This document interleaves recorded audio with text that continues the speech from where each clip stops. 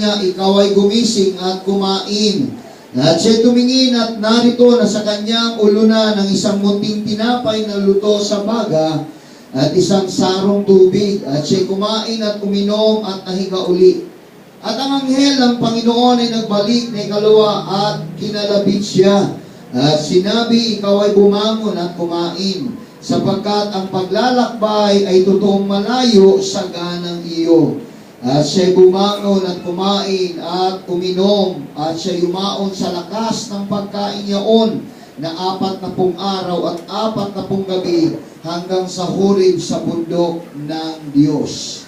At siya naparoon sa isang yungib at tumuloy roon, at narito ang salita ng Panginoon ay dumating sa kanya at sinabi niya sa kanya, ano ang ginagawa mo rito, Elias? Sinabi niya, ako'y nagiging totoong marudog dahil sa Panginoon, sa Diyos ng mga hukbo, sapagkat pinabayaan ng mga anak ni Israel ang iyong tipan. Ibinagsak ang iyong mga dambana at pinatay ng tabak ang iyong mga propeta, at ako lamang ang naiwan at kanilang pinag-uusig ang aking buhay upang itlin.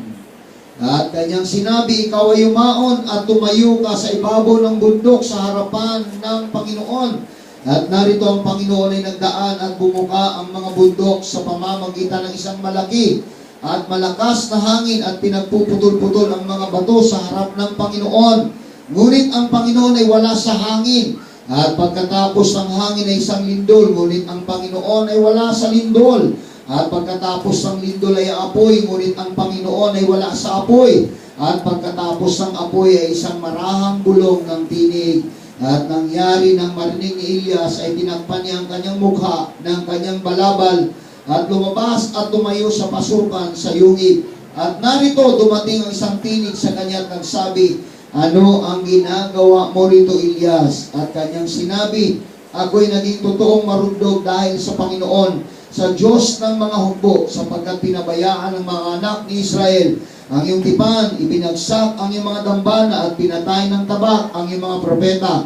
At ako lamang ang naiwan at kanilang pinag-uusig ang buhay ko upang itlin. Maraming salamat, dakilang Panginoon, sa mga salita mong ito, Diyos. Panginoon, sa hapong ito, ikaw po ang lubos na nakakaalam kung ano po ang nais mo, ano po ang layunin mo, ano po ang mensahe mo, Panginoon. Alam ko may kalaliman, Panginoon, ang mensahe ito. Subalit ako po'y naniniwala na ikaw, Diyos, ang magpapahayag sa hapong ito. Speak unto us, O God. Speak unto us. Mangusap ka sa amin, sa aming mga bisita, sa aming mga kapatid, sa lahat po ng mga anak mong narito ngayon, mangusap ka.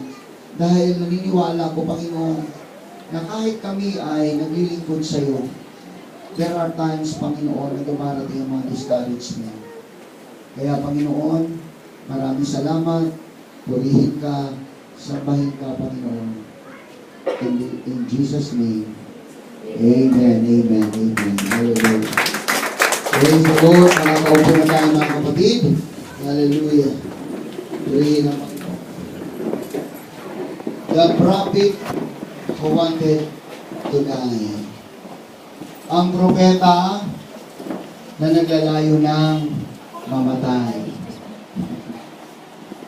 Mayroon talagang propeta. The prophet who wanted to die. Propeta na siya pero gusto na niyang mamatay. Ayaw niya na maglingkod sa Panginoon. Meron bang gano'n? Meron bang gano'n? Ba na yung sumagot? Meron. Kabukasa lang natin eh. Ha? Si Elijah, mga kapatid. The prophet who wanted to die. Sa totoo lang, mga kapatid, hiningi ni Elijah sa Diyos na kitli na ang kanyang buhay. Hallelujah. Dahil sa kanyang kabiguan, failure. Naging failure siya sa buhay, mga kapatid. Sa tingin kasi niya, naging failure siya doon sa pangyayaring yun, mga kapatid. Sabi ko nga mga kapatid, di ba, siguro kung natatandaan nyo na ating ipinapangaral, ang lagi natin isipin yung mga magagandang bagay na nangyayari sa buhay natin. Huwag yung kabiguan. Hindi naisip ni Elijah na bago dumating mga kapatid ko sa chapter 19, mayroong chapter 18. Diba? Sa chapter 18, nung hinamon siya ng mga propeta ni Baal, sa pangunguna ni Akab at saka ni Jezebel, 450 prophets of Baal na kinalaman niya mga kapatid ko sa bundok, at nagpaligsahan sila na kung sino yung makakatupok ng alay na ito, mga baka ang inalay, ay siyang mayroong totoong Diyos. Ha? So, yung 450 prophets versus nag-iisa lang na propeta, si Elijah. Sa kanilang labanan, mga kapatid, sa chapter 18, kung mababasa natin, from 16, 17, 18, mga kapatid, ng kanyang buhay ni Elijah, nakikita natin kung paano siya nagwagi. Sa kalaban niyang 450, ginawa ng lahat, mga rituals, para matupok lang, para bumaba lang, mga kapatid ko, bumaba lang yung apoy na pinangusap nila sa kanilang Diyos, mga kapatid.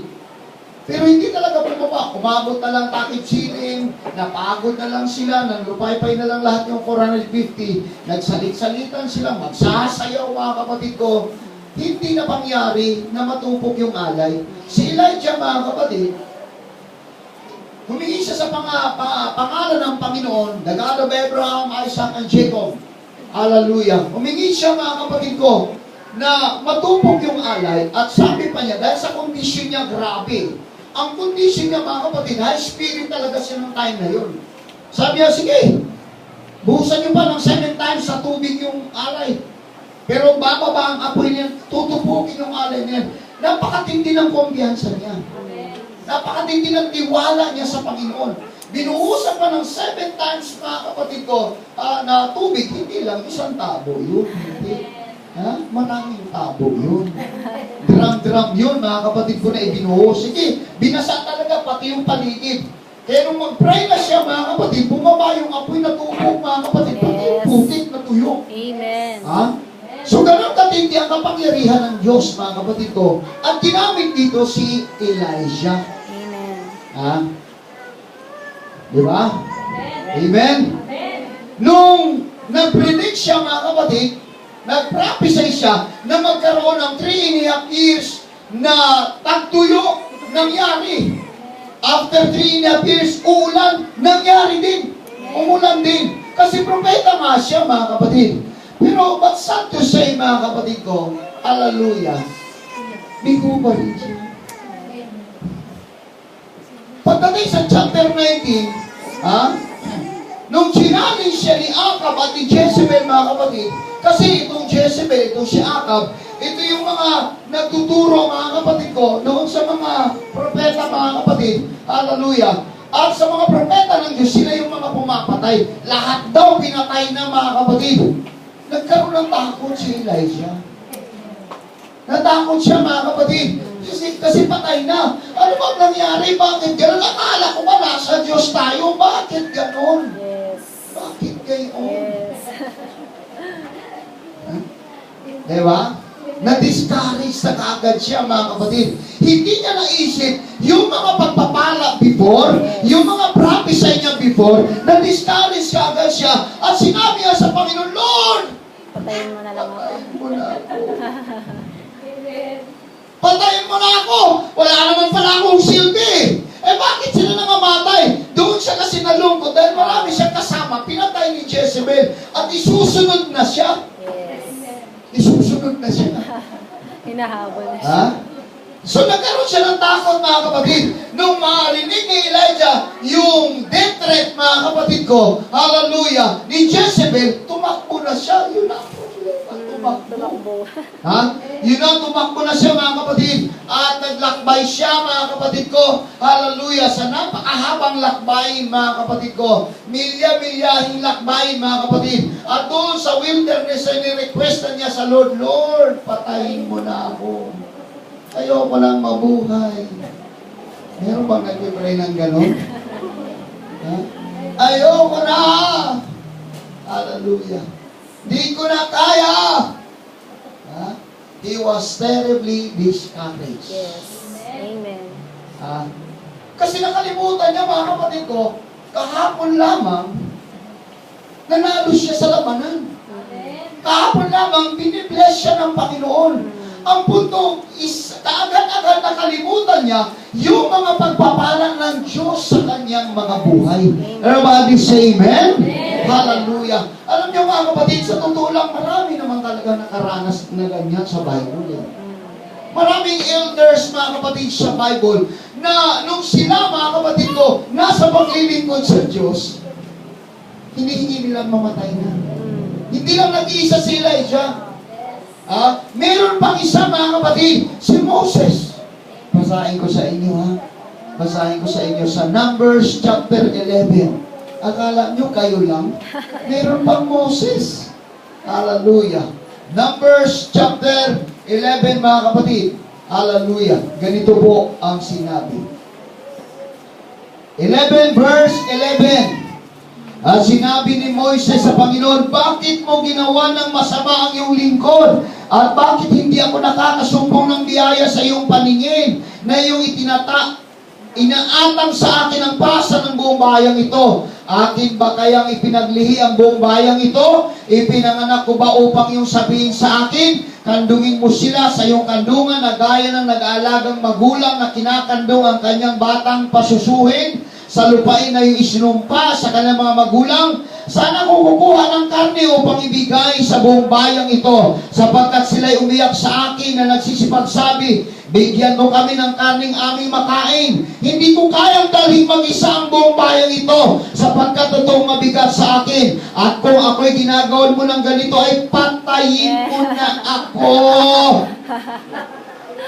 Yes. Ipinamamanin ko sa iyo kung ako'y makakasumpong ng biyaya sa iyong paningin at huwag ko nang makita ang aking kahirapan. Yes. Hallelujah.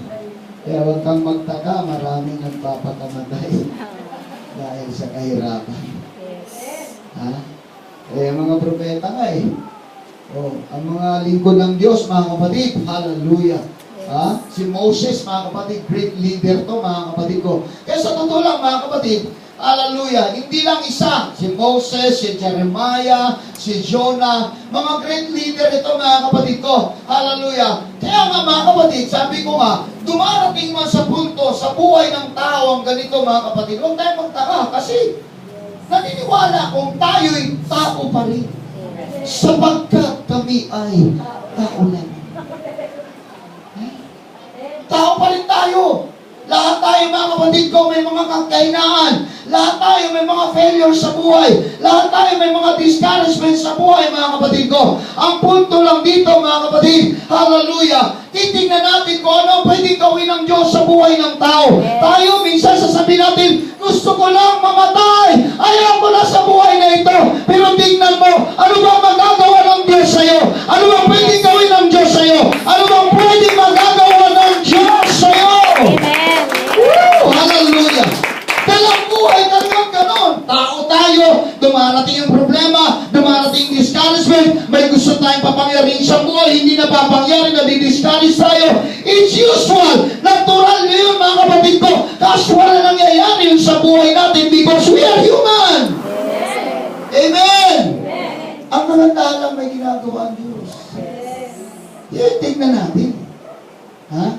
Yung pwedeng gawin ng Diyos. Si Elijah, prophet of God, grabe siya, mga kapatid. Ito yung taong kinuha ng Diyos na hindi dumanas ng kamatayan. Yes. Oo. Pero dumaan siya sa discouragement, dumaan siya sa failure ng kanyang buhay, sa kanyang pagiging isang propeta, parang bigo siya dahil hindi niya na-accomplish sa kanyang buhay ang gusto niyang mapangyari, mga kapatid. But still the same, mga kapatid ko, hallelujah, na nangyayari ito maging sa buhay natin, mga kapatid. Ang mahalaga, ano ba pwede magawa ng Diyos sa'yo?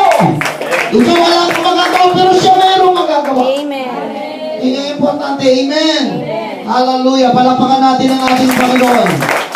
Kaya nga mga kapatid, marami dito sa Bible, mga greatest